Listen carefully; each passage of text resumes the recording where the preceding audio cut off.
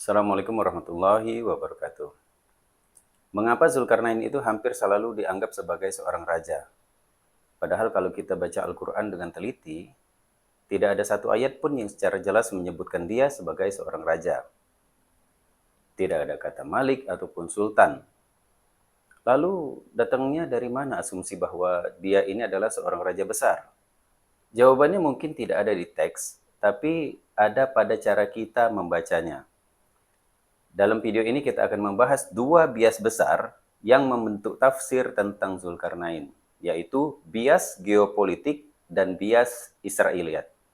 Kita akan mulai pembahasan dengan satu kata kunci, yaitu tamkin.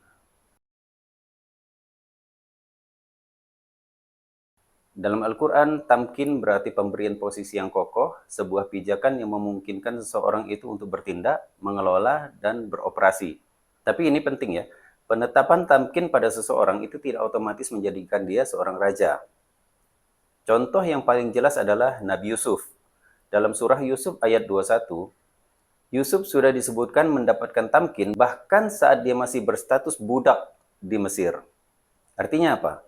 Tamkin di sini bukan kekuasaan politik, melainkan kapasitas. Dan dalam kasus Yusuf, kapasitasnya adalah kemampuan untuk memahami dan mentakwil. Lalu di ayat 56, Yusuf kembali diberi tamkin. Ini jadi Yusuf dua kali diberi tamkin. Kali ini dalam bentuk jabatan yang memiliki wewenang nyata sebagai pengelola logistik negara. Ya, paham ya kisahnya bagi-bagi gandum di masa paceklik. Nah, walaupun Yusuf ini dua kali diberi tamkin, tapi tidak ada yang menganggapnya seorang raja. Jadi tamkin itu bukan otomatis pemberian posisi sebagai raja. Dari sini kita bisa menyimpulkan bahwasanya tamkin itu fleksibel. Tamkin bisa berupa ilmu, bisa berupa jabatan, bisa dimiliki perorangan maupun dimiliki oleh kaum. Dan yang paling penting, tamkin itu netral secara moral. Yang diberi tamkin tidak otomatis menjadi orang baik. Kaum-kaum yang dihancurkan dalam Al-Quran itu juga diberi tamkin. Pernah diberi tamkin. Tapi mereka menyalahgunakannya. Contohnya kaum Ad. Yang ini. Jadi tamkin itu bukan tanda bahwa seseorang itu raja. Dan bukan juga tanda bahwa seseorang itu pasti baik. Pasti benar. Sekarang kita masuk ke Zulkarnain. Surah Al-Kahfi ayat 84 menyatakan, Inna makanna lahu fil ard. Kami memberikan kepadanya tamkin di bumi. Kalimat ini sebenarnya masih umum, belum menjelaskan dalam hal apa tamkin diberikan kepadanya.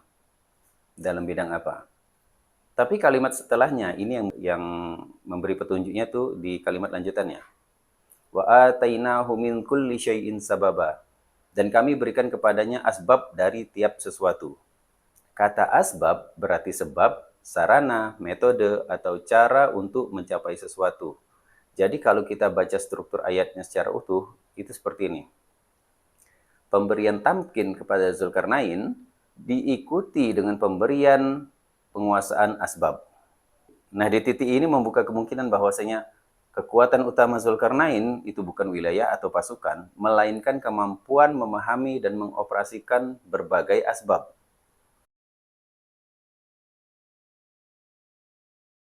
Sekarang kita masuk ke bias pertama, yaitu bias geopolitik. Coba bayangkan kita berada di abad pertengahan. Ini masa ketika sebagian besar tafsir ditulis. Semua sistem politik saat itu berbentuk kerajaan. Tidak ada negara republik atau bentuk-bentuk lain. Semua negara adalah kerajaan. Dalam sistem kerajaan, raja itu adalah pusat segalanya. Raja itu memiliki posisi kekuasaan tertinggi. Kata-katanya adalah hukum. Dia mengendalikan sumber daya, kekayaan negara. Dia punya akses ke informasi, pasukan, persenjataan, teknologi.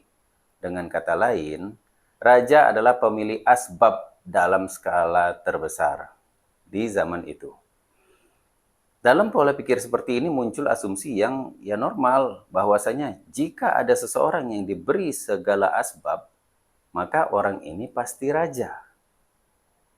Nah, di sini terjadi pergeserannya. Ayat Al-Quran itu tidak ada yang menyebutkan raja, tapi pola pikir penafsir itu mengarah ke sana. Bahwasanya di masa abad pertengahan itu, jika seseorang diberi asbab, diberi segala asbab, maka dia adalah raja. Ini pola pikirnya. Nah, begitu asumsi ini terbentuk, posisi Zulkarnain sebagai raja dikunci, maka narasi selanjutnya akan mengikuti pola logika kerajaan.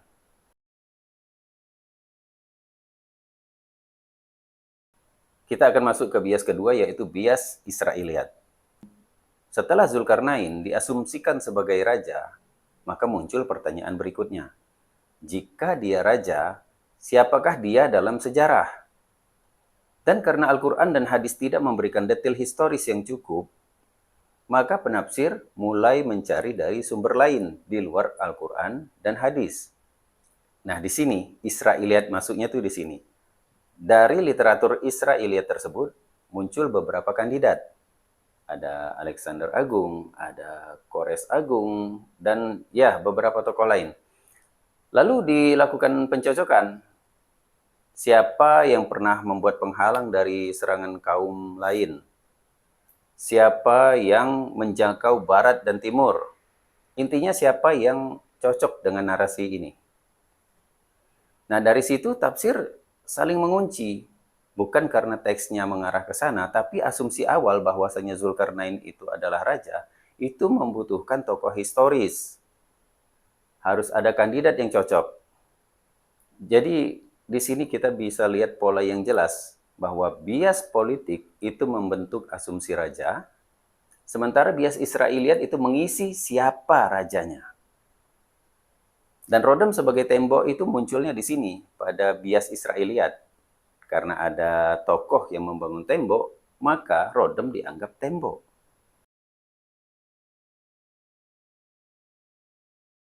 Nah, sekarang pertanyaannya adalah, apakah perilaku Zulkarnain dalam Al-Quran itu benar-benar mencerminkan seorang raja klasik? Yuk kita lihat satu momen penting. Ketika satu kaum meminta bantuannya untuk menghadapi Ya'juj dan Ma'juj, kaum itu menawarkan upah kepada Zulkarnain. Seorang raja yang normal biasanya akan menerima upeti atau pajak, memperkuat dominasi, dan memperluas kekuasaannya. Tapi Zulkarnain justru mengatakan, apa yang Tuhanku kuasakan kepadaku dalam hal ini lebih baik. Dia menolak bayaran, sebaliknya dia meminta partisipasi. Bantulah aku dengan tenaga. Ini bukan pola hubungan raja dan rakyat. Ini lebih mirip kolaborasi. Zulkarnain tidak menunjukkan dominasi kekuasaan, tetapi menunjukkan pemahaman atas apa yang dia miliki dan bagaimana cara menggunakannya. Jadi apakah Zulkarnain itu seorang raja? Maybe yes, maybe no. Saya sih cenderung no. Tapi yang jelas Al-Quran tidak pernah secara eksplisit mengatakan itu. Yang lebih menarik adalah ini. Cara kita memahami Zulkarnain ternyata sangat dipengaruhi oleh cara berpikir kita sendiri. Saya merasa kita perlu mengubah perspektif yang kita gunakan untuk membaca kisah ini. Allahu a'lam bishawab. Terima kasih sudah menyimak sampai habis. Saya HCG. Sampai jumpa di video berikutnya. Assalamualaikum warahmatullahi wabarakatuh.